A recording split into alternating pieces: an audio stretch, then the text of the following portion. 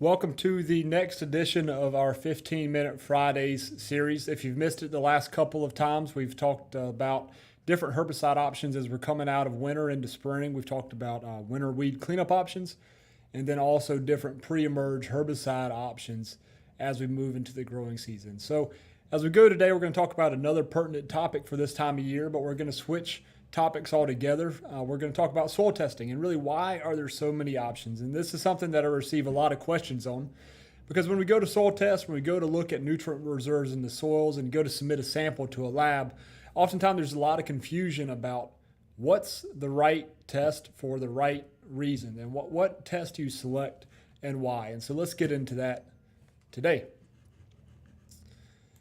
Before we get into the details of it, it's important to understand the concepts of why we soil test from the get-go. What's the purpose of soil testing? And the concept or the thought of Liebig's barrel makes a lot of sense to me. So if you think about a wooden barrel is made up of a set of staves. And these staves in general, for most barrels, are all the same height. And so you can fill the barrel all the way to the top with water. And it can hold as much water as the height of the barrel.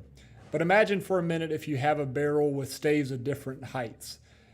The barrel itself is only going to be able to hold as much water as the shortest stave. So looking at this cartoon here, you can notice that there is one stave that's much shorter than the rest, and that's as full as the barrel can be filled with water. So let's think about this concept from a turf growth or a plant growth perspective.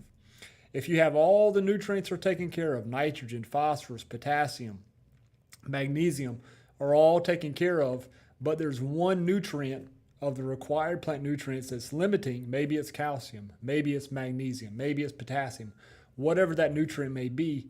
Plant growth can only be as healthy and as vigorous as the most limiting nutrient. So what we aim to do in soil testing is to identify or to ensure that all nutrient levels are adequate.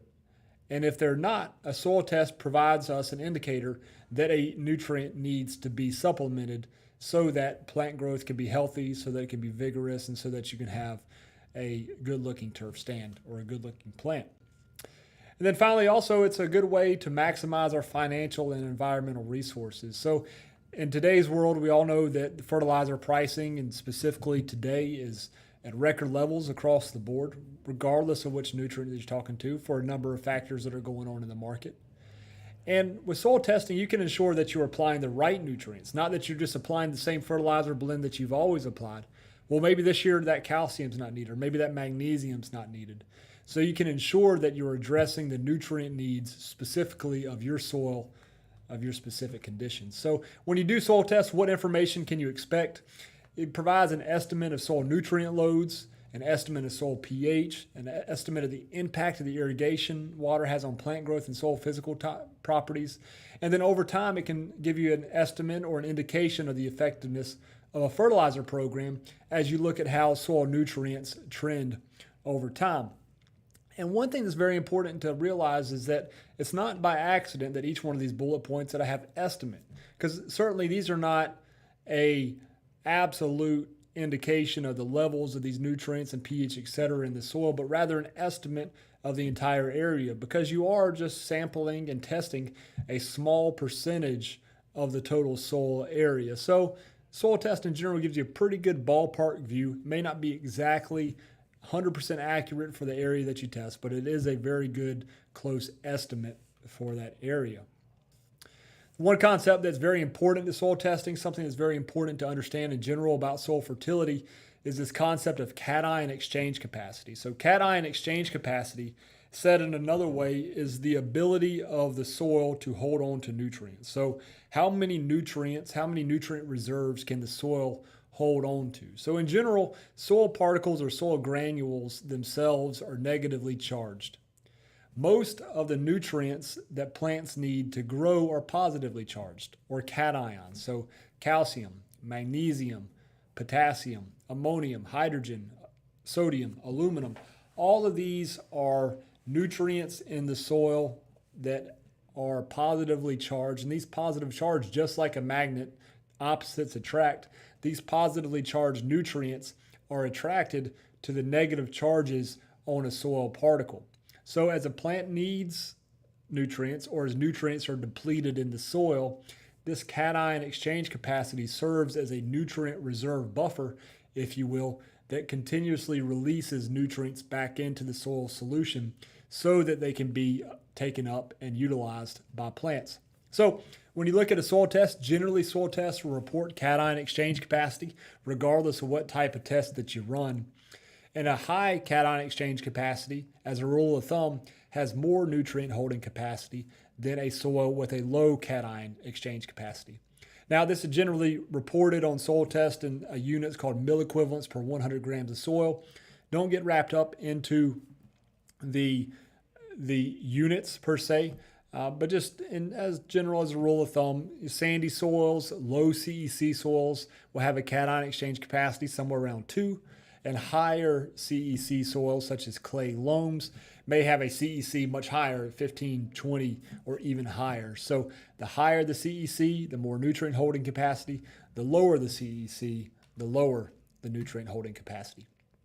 So now that you have the concept of cation exchange capacity or CEC, let's talk about where can nutrients be in the soil. And really, if you boil it down, they can be in one of 3 places. One, they can be where we've already discussed. They can be in exchange sites, or they can be in reserve that become available through the course of the growing season. 2, they can be in solution, meaning that, looking at my poor drawing cartoon here, but you have a soil particles that are, the pore space, at least in this example, is filled up with water, as indicated by the blue background.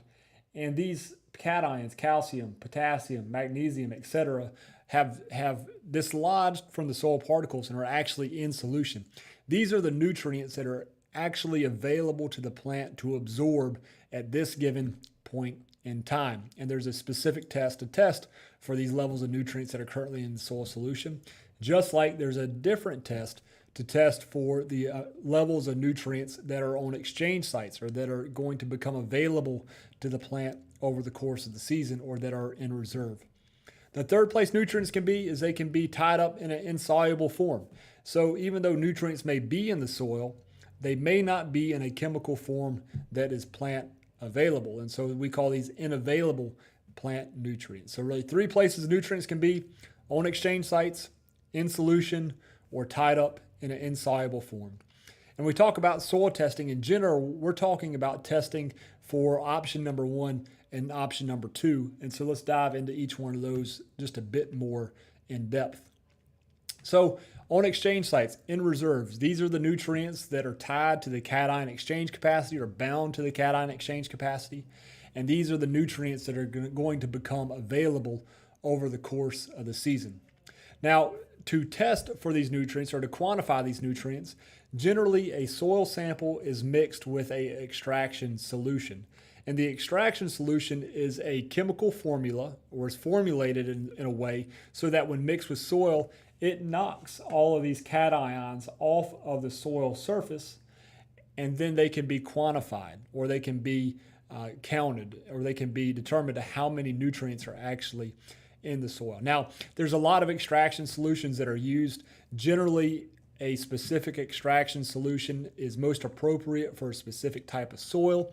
We're not going to get into all those designations today, but just to know that a few names that you may hear, Olsen, Bray, Morgan, those are examples.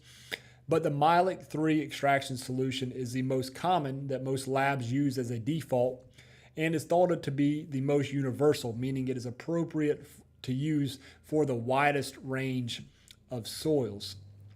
Now, if you do run the same soil sample, let's say that you take a soil sample from anywhere USA and you take that same soil sample and you run a test with different extraction solutions, let's say Mylic 3, Morgan, and one other, each one of those are going to give you different values. And so it's important that when you run a soil test from year to year, that you use the same extraction solution from year 1 to year 2 to year 3 and so on and so forth.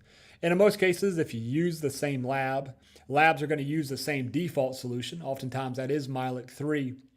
But it's important to ensure that you're using the same extraction solution, using the same lab, so that your results are consistent from year to year. The second is testing for nutrients that are actively in solution. So this is what we call the saturated paste extract test. And this is just a very simple test. You take a soil sample and you mix it with water, and then you test the nutrients that are in the water solution. Now, it doesn't tell you any information about what types of nutrients are in reserve, because when you mix the soil with water, there's no material within that solution that is actively knocking nutrients off of the cation exchange capacity. So it only gives you a snapshot into what is in the soil solution at that given point in time when the sample was taken.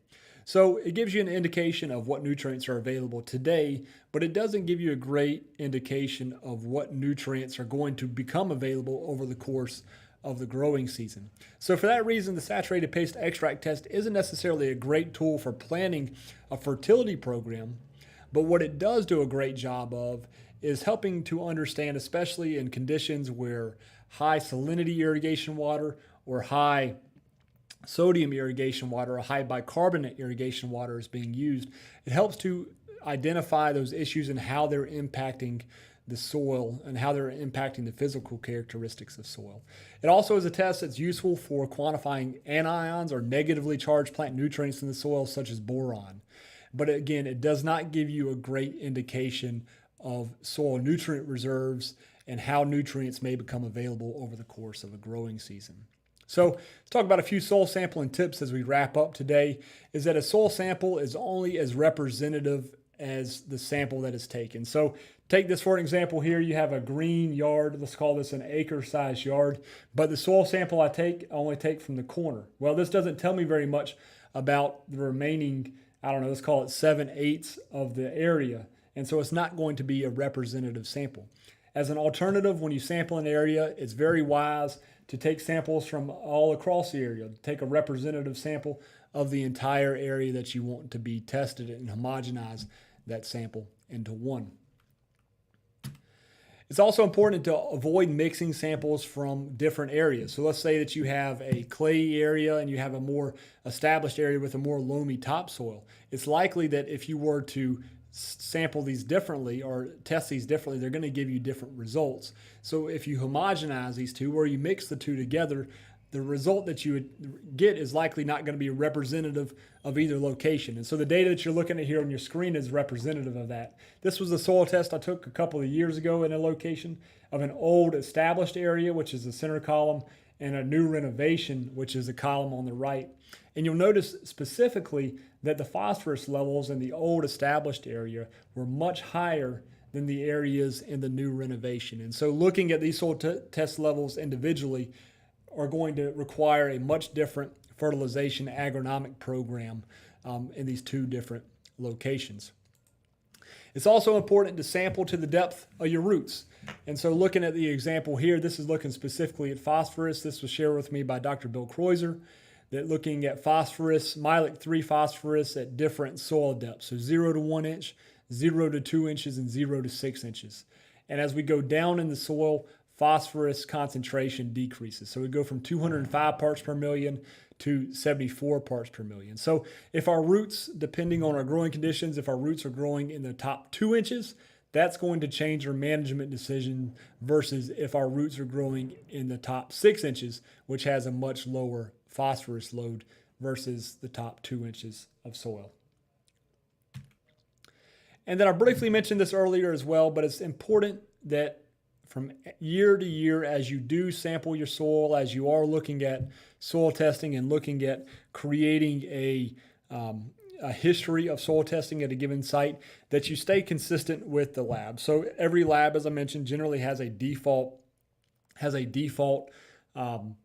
nutrient extraction solution, but they also have techniques that are typically consistent at the lab. And so if you take the same soil sample and you send it to 4 different labs, you're likely going to receive 4 different results. And this slide here is an example of that. I removed the lab names to protect the labs here, but a lot of things are consistent. The pH is relatively consistent.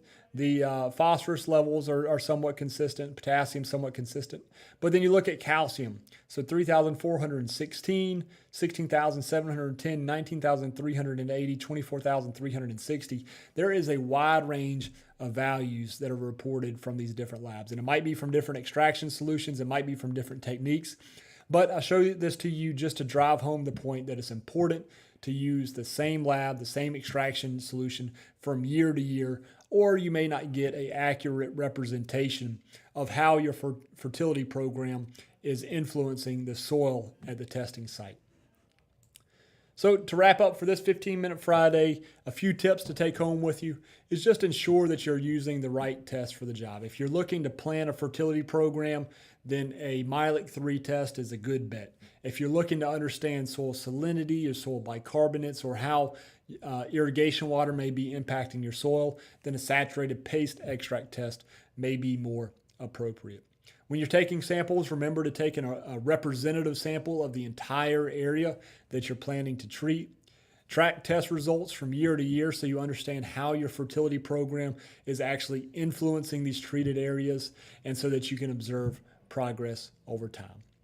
Well, that wraps it up for today. In a couple of weeks, we'll be talking about soil test interpretation, kind of building off of what we discussed today, and talk about a few of the different interpretation techniques, whether that's sufficiency level of available nutrients or SLAN, MLSN, minimum level of sustainable nutrition, or BCSR, base cation saturation ratio. So we'll talk to you next time.